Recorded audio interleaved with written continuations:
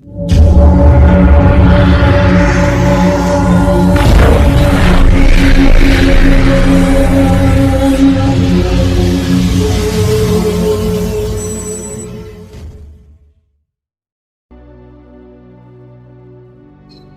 नमस्कार।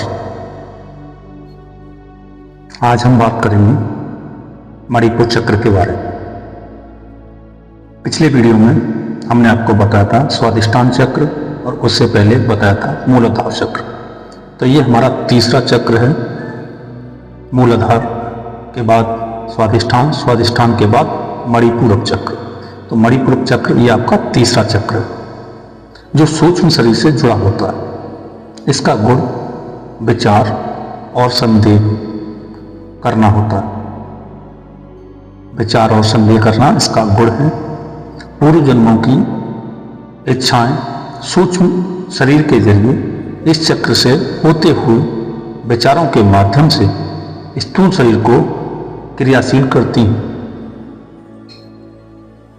उसके अनुसार ही कर्म होते हैं और जैसे कर्म होते हैं व्यक्ति को उसके फल भोगने पड़ते। पिछले जन्म और इस जन्म की समस्त इच्छाएं इसी चक्र के माध्यम से सूक्ष्म शरीर को पुष्ट करती रहती हैं। अगर किसी के मन में हर वक्त बेवजह के विचार उत्पन्न होते रहते हैं और विचारों की गति इतनी तेज हो कि उसे कुछ देर पहले उठे अपने ही विचारों को याद ना आए, यानी कि जो कुछ ही देर पहले आपके अंदर जो विचार उठ रहे हैं वही कुछ देर बाद आपको याद ही ना हो, तो ऐसे व्यक्ति को अपने इस चक्र के बारे में जानना चाहिए। इस चक्र में अवरोध होने की वजह से इस तरीके की प्रक्रिया आपके अंदर हो रही होती है, क्योंकि आपका मणिपुर चक्र में ब्लॉकेज हो रही है। ऐसे लोग अत्यधिक संदेह करते हैं और उनके भीतर में होने, यानी कि मैं मतलब घमंड का भाव दूसरों की अपेक्षा अधिक देखने को मिलता है। यदि किसी का यह चक्र जागृत हो जाए तो संदेह श्रद्धा में और विचार संदेह श्रद्धा में और विचार विवेक में बदल जाते हैं। आस्था और श्रद्धा से इस चक्र पर साधना में सहायता मिलती है।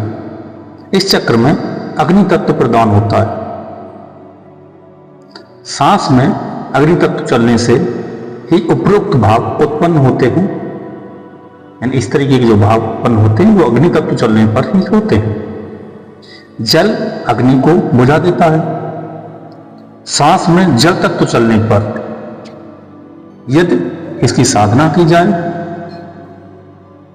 तो इस चक्र के अवरोध को दूर कर सकते हैं, यानी अवरोध दूर होकर ऊर्जा ऊपर के चक्रों की ओर प्रवाहित होने लगती है।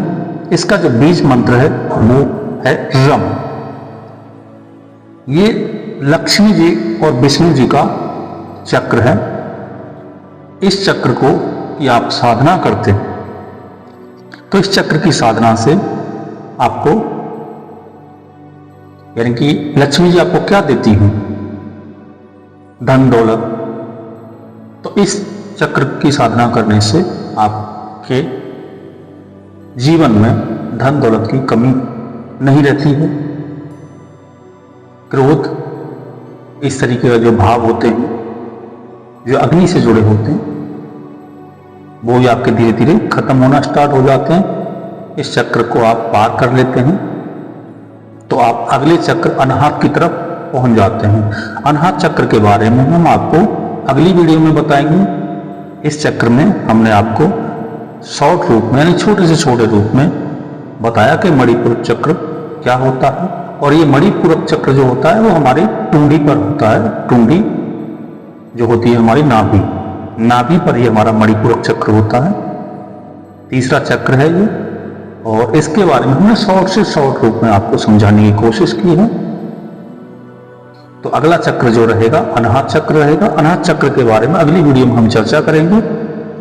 अगर आपको हमारी ये जानकारी पसंद आती है तो आप इस जानकारी को और लोगों के साथ भी शेयर कर सकते हैं। चैनल पर आप नए हैं तो चैनल को भी सब्सक्राइब कर सकते हैं। वीडियो पसंद आती है तो लाइक भी कीजिए, नहीं आती है तो डिसलाइक कीजिए, कोई फर्क नहीं पड़ता है। मगर आप अपना कमेंट हमें देते हैं या लाइक करते हैं तो उससे क्या है कि हमें थोड़ा मोटिवेशन मिलता है और कोशिश हम करते हैं कि आगे हम आपको और भी अच्छी जानकारी शॉर्ट से शॉर्ट रूप में दे पाए।